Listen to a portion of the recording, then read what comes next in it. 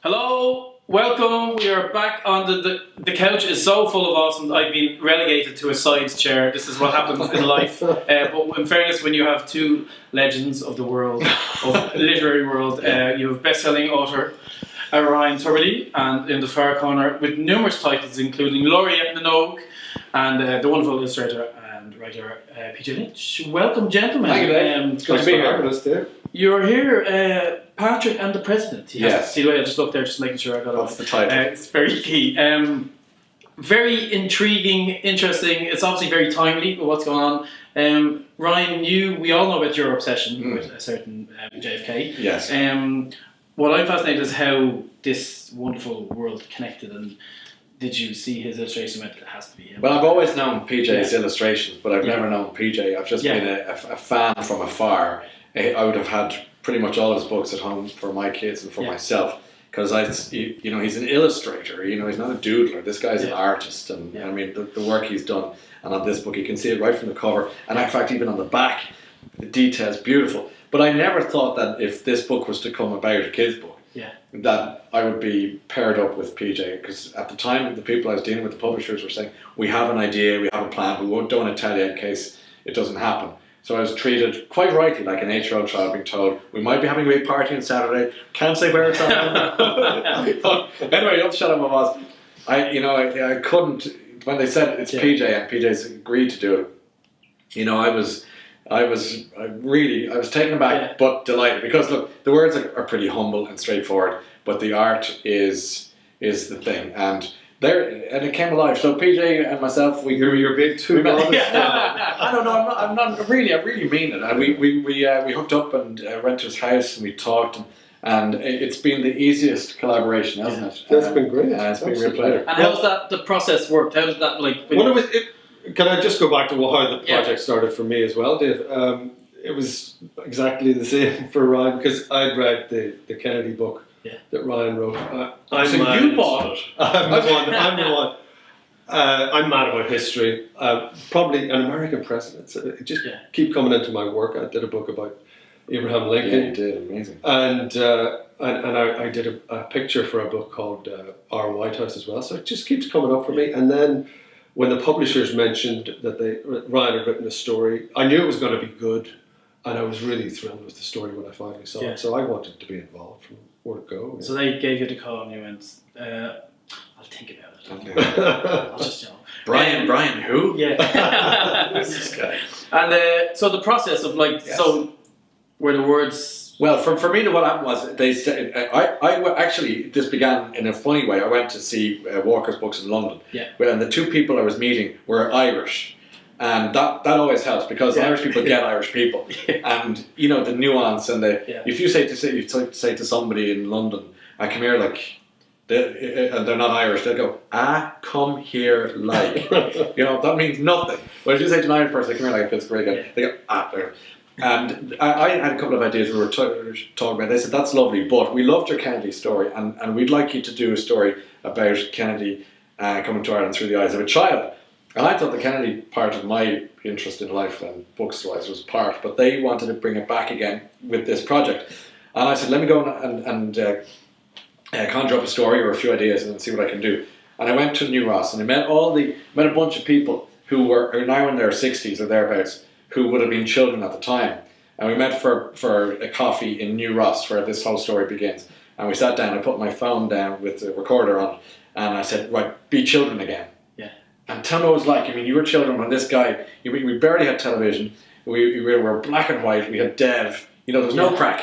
And suddenly this alien, tan rock star is coming out of this metal bird called Air Force One, preceded by...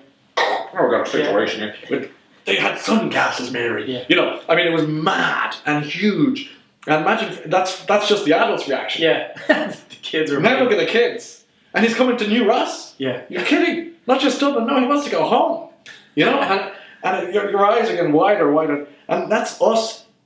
That was me sitting there listening to this story as a cynical hack in 2015 as it was at the time. But now... now I was transported back to there.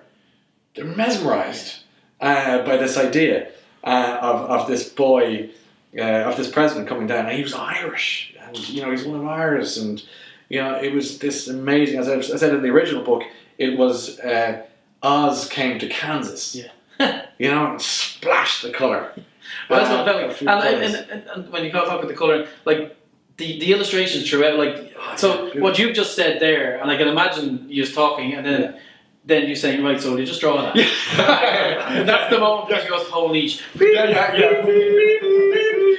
So how like you must have to go through archives are probably your house.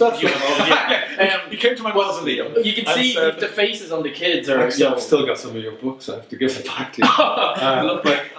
All right. Well, that was the fun part for me. I loved the research part, and I spend months doing research, and it's kind of just putting off getting down to work.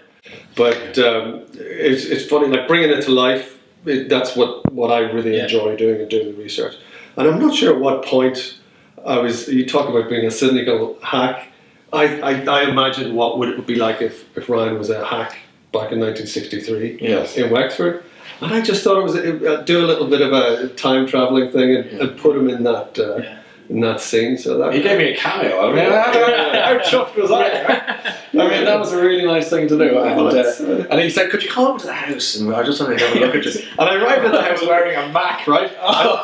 And it's funny because you didn't have an awful lot of work to do in terms of turning me into 60s boy, because I have a retro head. Exactly. It doesn't really fit in now. Well, I think that's one of the reasons I thought that you'd fit right in there, But I knew you were mad about Kennedy, and this is like getting you pretty close to him. I think it's as close as possible. And I'm eternally grateful. Me and my Mac.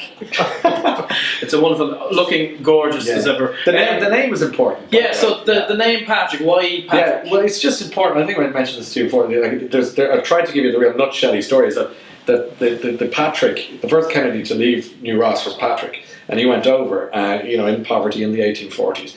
And he got to Boston, and the Kennedys married up generation after generation. And as they were doing so, the name Patrick and the Irish thing was starting to become a problem to social mobility, to the point that by the time Kennedy's father was born, he became not Paddy Joe, but Joseph P. Joe J. P. The P's been shoved out. Patrick's disappeared. Yeah, they meet, Rose and Joseph Kennedy meet, and they have JFK, and they have Joseph Kennedy, and they have Edward Kennedy, and they have Eunice Kennedy. See, no Patricks at all. His name's out. Next thing you know, he becomes the most powerful man in the world. He comes home to Ireland. He has a ball for 4 days. He goes back to New Ross. He has the party. His wife is meanwhile back at home. She's pregnant on her third child. She has John, and Caroline. He comes back in August. They have the child. The child sadly doesn't survive, but the child is born. They christen the child Patrick. And it's full circle. Yeah. Famine, poverty, grow, most powerful family on the planet. Home, Patrick. Yeah. And now the places in Boston is overrun with Patrick Kennedys. Yeah. Overrun. But that's the important thing. Happens to be my father's name, which is just a local interest, and my middle name. Yeah. And P.J. Lynch is involved in here somewhere. By chance. So Patrick, I think it's really important. It's a great name. I love it. And of course, the young fellow who modelled for Patrick. His boy. Paddy Kelly. Here. So there's a lot of Paddy's about. Patrick's back. It's back. We're bringing Patrick back. Yeah, to hell with your Moses and Beelzebubs and all those educate together names. Yeah, those hipsters. And we always have to talk about. There's always controversy involved with authors and illustrators and clashing. So can we talk about Swissy Leaks? There's been a major. So a big part of the book is Swiss roll. I'd encourage sales of Swiss roll will probably go up in the next. Yeah, get it now. Especially, Dave, the gatto is it lasts so long. It's like nuclear winter stuff. Fantastic. So, students of Ireland are still living off it from the 80s. But it's a key part of the book, and when this launch is happening, it will be involved. However, there was a bit of a moment where you were having a Swissy leak moment where you were having an issue. And what was the issue? Well, there wasn't much in the text there was nothing that I had a problem with, except Ryan had mentioned chocolate Swiss roll. Yeah. And when I got some chocolate Swiss roll, and I started taking photographs and drawing it and looking at it. and it doesn't look good. It doesn't look good when you try. Think of a chocolate Swiss roll for a minute. Now unthink it. It can't be done.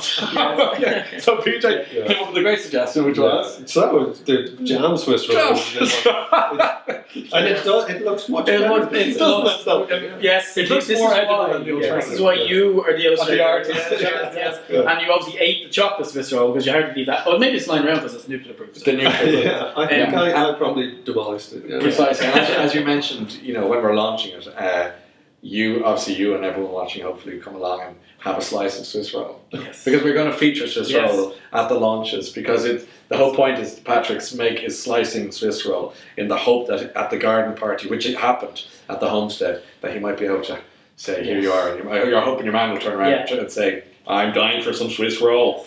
And I like the fact that six slices is generous, you know, because in the modern day it would be probably 16 slices. Yeah, so, they're big slices. They're chunky, so. They are chunky. Listen, we could talk all day about Swiss roll and this amazing, fantastically, beautifully illustrated with some hacks on the back and superbly written. It's a pleasure to have you here. Good luck with the book and your world tour. And I'll just say it's now available in store and online. And yeah, Patrick, get a present. Thanks, Dave. Thanks, Dave.